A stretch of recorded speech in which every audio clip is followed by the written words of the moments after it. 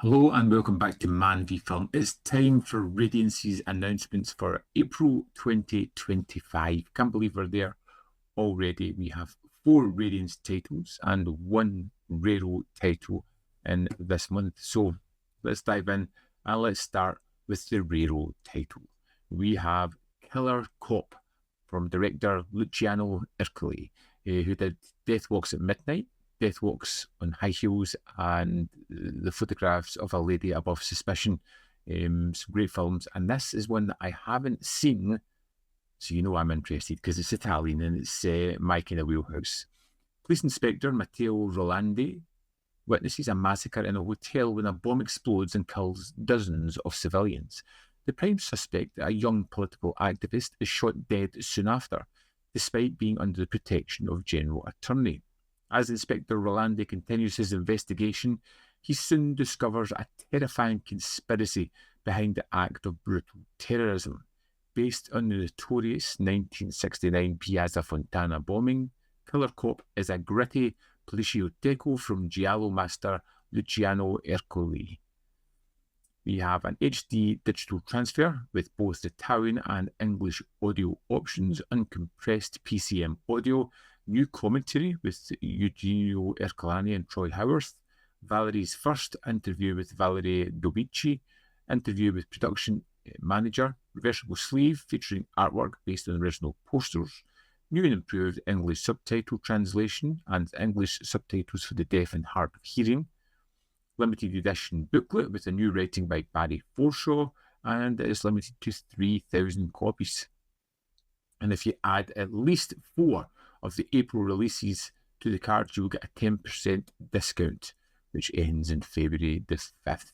Killer Cop is something I am really interested in because it's Italian and that's enough for me. It's Plesiotechi. Yeah. Next up, we have A Tale of Sorrow and Sadness by Seijun Suzuki. The editor of a sports magazine grooms fashion model Riko to become a pro golfer while retaining exclusive rights to her likeness. Riko's popularity soars after she wins her first tournament, and she becomes a media sensation. But when she and her manager cause a hit-and-run accident, the victim begins to blackmail Riko, including further and further into her personal life. This was Seijun Suzuki's comeback film after being blacklisted by the film industry for 10 years. Though adapted from a popular manga, the bold visuals and absurd plot twists are vintage Suzuki. Yeah, it's one of those filmmakers that I'm just happy to check out anything that gets released by them. We've got an HD digital transfer, uncompressed PCM mono audio.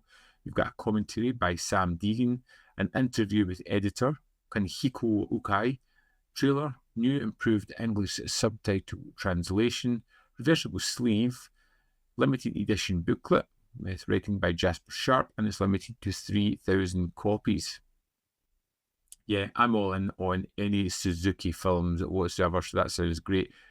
Next up, we have Va Savoir by Jacques Rivette. Returning home after her travelling theatre troupe, actress Camille finds her affections of her director-lover Hugo have waned after he takes interest in Dominique, a vivacious student helping him search for that infamous missing play. In a bid to make him jealous, Camille reunites with her former lover Pierre. Now happily married to Sonia, a farce-like series of love triangles ensue, theatrically exploring attraction, jealousy, and every emotion in between. Jacques Rivette's quick-witted and zesty romantic drama turns a satirical lens on the city's intelligentsia, for whom Paris will always be their home, to ask whether they even know what love is all about. It's a new 4K restoration of the 154-minute theatrical cut, and Bassavar Plus, the 223-minute director's original cut presented on 2 discs. Original uncompressed PCM stereo audio, select scene audio commentary, archival interview with Rivette from 2001, archival interview with star Jean Balabar, interview with critic Jonathan Romney, reversible sleeve featuring original and newly commissioned artwork, and a limited edition booklet. This is the second film after L'amour fou from Rivette in the Radiance range. It's another long one as well, so I would be very interested if you know anything about this one and which of the two versions is best to watch first. Next up, we have Girl with a Suitcase. Ada has fallen for rich playboy and arrives at his door to find it firmly shut and herself ignored. His younger, more sensitive brother, Lorenzo, helps her and finds himself quickly besotted. Cardinal gives one of her most tender and vulnerable performances in Girl with a Suitcase, an unsentimental coming-of-age story that deals much with adolescence as class. A vital director of Italy's post-war cinema, Valerio Zurlini's small but remarkable body of work deserves to be discussed amongst the greats. Now, Claudia Cardinelli, I love. Everything I've seen in has been terrific. I have never heard of this director, which makes me very interested. 4K restoration from the film by original camera negative, interview with the assistant director, interview with the screenwriter, interview with film critic Bruno Torre on Zurlini's career, which will be interesting considering I haven't heard of her before. You get a visual essay about the film by Kat Ellinger, a trailer, a reversible sleeve featuring original and newly commissioned artwork. We have a booklet and it's limited to 3,000 copies as well. I am curious about this one. The star, the director, is someone that's always good to discover somebody new. Interesting enough. And finally, we have River of Grass by Kelly Reichardt. In the rundown small town between Miami and the Everglades, Cozy, a dissatisfied housewife longs for an adventure. One night at a nearby bar, she meets Lee Ray, an equally disaffected handyman who's never left home. As sparks fly between them, a gun accidentally goes off. Thinking they have committed murder, the pair decide to flee, but their naive natures and limited bank balances mean they don't get very far. Cleverly playing on procedural drama tropes, Kelly Reichardt's remarkably assured debut feature showcases her keen eye for observing the unsaid in this story about the stories we tell ourselves to escape the banality of everyday life. We've got a 2K restoration, uncompressed stereo PCM audio commentary by Reichardt and Larry Fessenden, audio interview with writer and curator So Mayer, Larry Fessenden, Invisible Man, Renaissance Man, Monstrous Midwife, a visual essay by Anton Bittel on the career and actor and producer Larry Fessenden, who I love.